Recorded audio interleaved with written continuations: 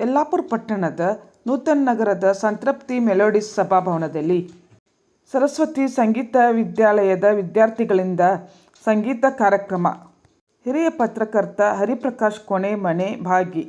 ಪಟ್ಟಣದ ನೂತನ ನಗರದಲ್ಲಿರುವ ಸಂತೃಪ್ತಿ ಮೆಲೋಡಿಸ್ ಸಭಾಭವನದಲ್ಲಿ ರಂಗಸಹ್ಯಾದ್ರಿ ಹಾಗೂ ಸರಸ್ವತಿ ಸಂಗೀತ ವಿದ್ಯಾಲಯ ವಜ್ರಳ್ಳಿ ಇವುಗಳ ಸಂಯುಕ್ತಾಶ್ರಯದಲ್ಲಿ ಆಯೋಜಿಸಿದ್ದ ಸಂಗೀತ ಕೇಂದ್ರದ ಮಕ್ಕಳಿಂದ ಸಂಗೀತ ಕಾರ್ಯಕ್ರಮ ಡಿಸೆಂಬರ್ 25 ರಾತ್ರಿ ಸುಮಾರು 8:30ಕ್ಕೆ ಸಂಪನ್ನಗೊಂಡಿತು.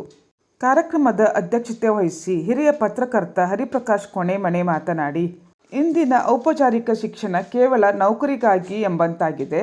ಆದರೆ ವ್ಯಕ್ತಿತ್ವ ವಿಕಸನವಾಗಬೇಕಾದರೆ ಸಂಗೀತ, ನೃತ್ಯದಂಥ ಭಾರತೀಯ ಕಲೆಗಳ ಕಲಿಕೆಯಿಂದ ಸಾಧ್ಯ. ಪಾಲಕರು ತಮ್ಮ ಅಲ್ಪ ಸಮಯವನ್ನಾದರೂ ಮಕ್ಕಳಿಗೆ ಇಂಥ ತರಬೇತಿ ಕೊಡಿಸಲು ಮೀಸಲಾಗಿಟ್ಟರೆ ಅವರ ಸರ್ವತೋಮುಖ ಬೆಳವಣಿಗೆ ಸಾಧ್ಯವಾಗುತ್ತದೆ ಎಂದರು. ವಿಶ್ವದರ್ಶನ ಶಾಲೆಯ ಮುಖ್ಯ ಶಿಕ್ಷಕಿ ಹಾಗೂ ಗಮಕ ಕಲಾವಿದೆ ಮುಕ್ತಾಶಂಕರ್ ಕಾರ್ಯಕ್ರಮ ಉದ್ಘಾಟಿಸಿ ಮಾತನಾಡಿ, ಸಂಗೀತದಿಂದ ಮಕ್ಕಳಲ್ಲಿ ಮಾನಸಿಕ ಸದೃಢತೆ ಹೆಚ್ಚಿ ಏಕಾಗ್ರತೆ ಹೆಚ್ಚುತ್ತದೆ. ಶ್ರದ್ಧೆ, ಸತತ ಅಧ್ಯಯನದಿಂದ ಮಾತ್ರ ಸಂಗೀತ ಒಲಿಯುತ್ತದೆ.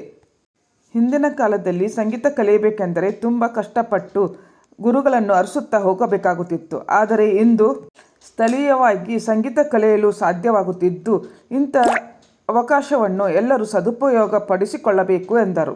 ಹಿರಿಯರಾದ ಪದ್ಮನಾಭ ಶಾನ್ಭಾಗ್, ಸಂಗೀತ ಶಿಕ್ಷಕ ವಿದ್ವಾನ್ ದತ್ತಾತ್ರೇಯ ಗಾಂವ್ಕರ್, ಚಿಟ್ಟೇಪಾಲ್ ಮುಂತಾದವರು ಉಪಸ್ಥಿತರಿದ್ದರು.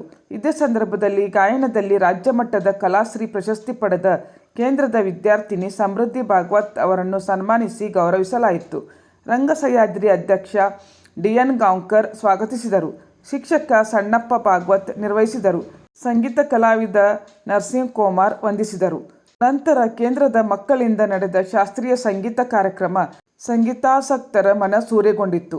ತಬಲಾ ವಾದನದಲ್ಲಿ ರಾಜೇಂದ್ರ ಭಾಗವತ್ ಸಹಕರಿಸಿದರು. ಇವತ್ತಿನ ಔಪಚಾರಿಕ ಶಿಕ್ಷಣ ಇದೆಯಲ್ಲ, ಅದು ಹೆಚ್ಚಾದರೆ ಒಂದು ನೌಕರಿಯನ್ನು ಕೊಡಬಹುದು.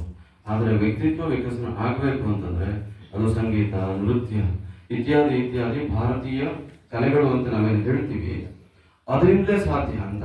ನಮಗೆ ಪುಸ್ತಕ ಇದೆಯೋ ಇಲ್ವೋ, ನಮಗೆ ಆಸಕ್ತಿ ಇದೆಯೋ ಇಲ್ವೋ, ಆದರೆ ಮಕ್ಕಳ ಭವಿಷ್ಯಕ್ಕೋಸ್ಕರ ಸ್ವಲ್ಪ ಆ ಕಡೆ ನಾವೆಲ್ಲರೂ ಕೂಡ ಗಮನ ಕೊಡೋಣ ಅಂತ ಹೇಳಿ ಪಾಲಕರಿಗೆ ವಿನಂತಿ ಮಾಡಿಕೊಂಡು ನನ್ನ ಮಾತಿಗೆ ವಿರಾಮ ಹೇಳ್ತೇನೆ.